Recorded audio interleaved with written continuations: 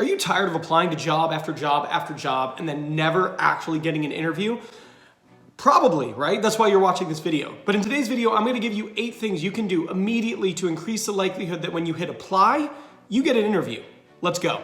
Now, the first thing that I want you to do is I want you to take a link to your LinkedIn page and put it on your resume towards the top under your name. Data from Resume Go shows that doing this gives you a 71% higher chance of getting an interview when you apply. Now, here is the catch.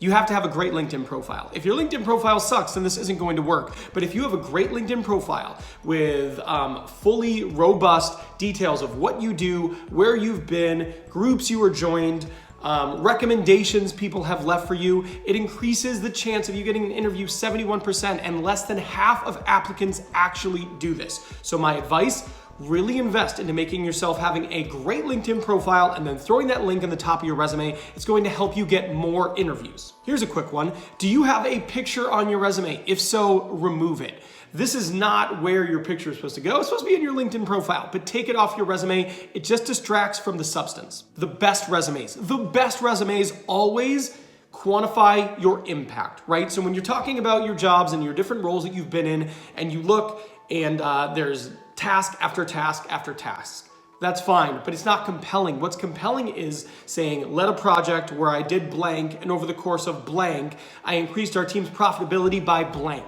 What I did there was I basically gave you a sentence with a bunch of blanks that also quantified your impact. When you look back at the different roles you've held, you have definitely made an impact, right? You have definitely done things that have moved the needle from a business perspective for your company. And if you are not including them on your resume and allowing recruiters, HR people, and hiring managers to imagine the impact you might be able to have on their company, you are definitely missing the boat. So go back there, try to take a walk down memory lane, remember what you did in your different positions at the different organizations, and then include the things that you've actually done and the tangible business impact on your resume.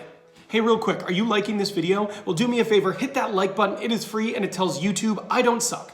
Now, this next one's gonna take a little bit of work, but it is huge.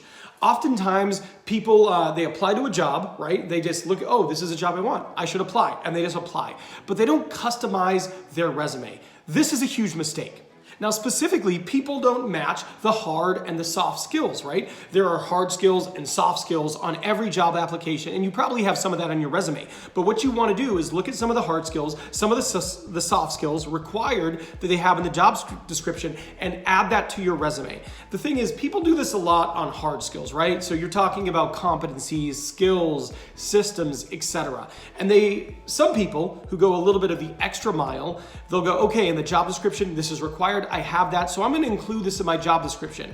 You know, it says has coded in Python, 5 years experience coded in Python, right? That's what the job description says. You add that to your resume. Make sure there's consistency there. People do that, but if you want to go the extra 2 miles, then what you want to do is include the soft skills. So they're going to say different behaviors and competencies and different things that are under the realm of soft skills. You want to include those in your resume so that not only from an applicant tracking system is there consistency, but when someone goes to review your resume, they're going to see that there is great alignment into what they're looking for and what you bring to the table. Do that. One of the easiest and most common and unforgivable mistakes people make in their resume is there are spelling errors and grammatical errors, and it's unforgivable because there's no excuse for this. Download Grammarly as a Chrome extension and make sure you actually go through and you remove all spelling errors, grammar errors, all of that from your resume. You only get one shot, 7 seconds for someone to scan your resume and go, yes, let's move forward. No, let's not. The last thing you want to do is have a small spelling error that completely derails your candidacy. Get Grammarly extension on Chrome, make sure you go through, take care of it. One of the other common mistakes people make on their resume is they don't have the ideal length for a resume. It's too short, it's too long. You're probably wondering, great, Ben, but how long is the ideal resume? It's 475 to 600 words. So Close to 80% of resumes are shorter than that or longer than that. But what you want to do is look down on your Word document and go, okay, it's this many words. Try to align it so it's between that 475 to 600 magic resume length. If you do that, you have just the right amount of content for a person who is going to look at it and evaluate your candidacy. When you look at someone's LinkedIn profile and it says highly motivated rock star who's a team player and capable of big picture thinking, do you cringe a bit? Do you roll your eyes a bit? Well, the same thing happens on your resume. So what you want to do is eliminate that fluff. That fluff kind of sounds nice, but it actually doesn't serve you and your candidacy. So the next thing that you need to do to increase the likelihood of you getting interviews is remove that fluff language. The last thing that people don't do, they hit apply, they hit apply, they hit apply, is they don't actually go and network. Reach out to people on LinkedIn. Make a list of target companies, find hiring managers at target companies, send them customized LinkedIn connections. If they've got posts on LinkedIn, interact with their posts with value-added comments, send them messages, start doing networking. Don't immediately try to sell or pitch them, but build relationships, and then reach out to former colleagues who work at places where you might want to work. Reach out to them and go, hey, how's it going? I found myself thinking about our time at blank the other day. I see you're at blank company. How is it going? Engage in a constructive dialogue. And then from there, use it as an opportunity to say, hey, I'm not necessarily looking, but I've always admired your current company. And if there's ever an opportunity to work with you again, I would love that.